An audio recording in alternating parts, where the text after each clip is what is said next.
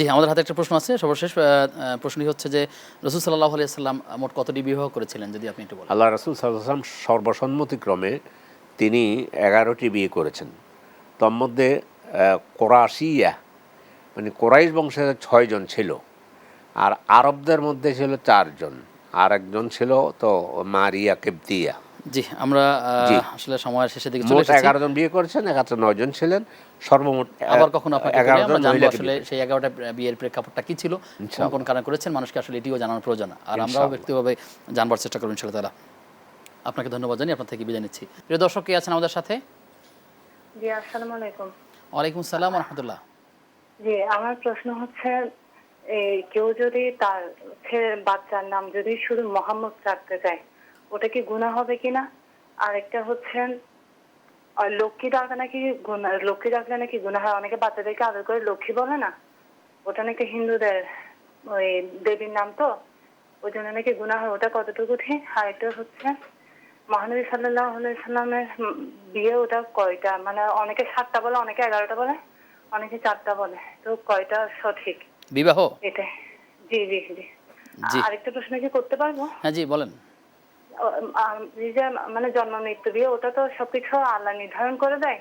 তো ধরেন অনেকে তো বলে হায়াতের জন্য দোয়া করতে, তো ওটা তো নির্ধারিত থাকে।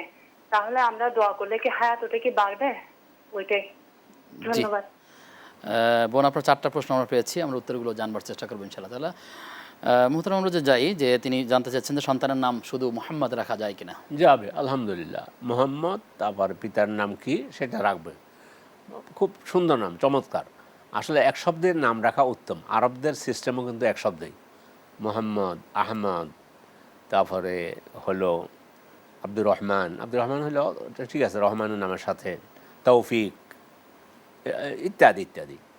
আরবরা এইভাবে নাম রাখে এক শব্দে, এটা উত্তম। আরও কোনো অসুবিধা তো হবেই না শুধু মোহাম্মদ রাখলে। আমাদের নবী যেটা বলেছেন, ওই বাজারে গিয়েছিলেন একবার, তো এক লোক আবুল কাসেম বলে ডাক দিয়েছে তার এক লোককে। রাসূল তো ওনার উপনাম ছিল আবুল কাসেম, ওই বড় ছেলের নাম কাসেম, উনি আবুল কাসেম।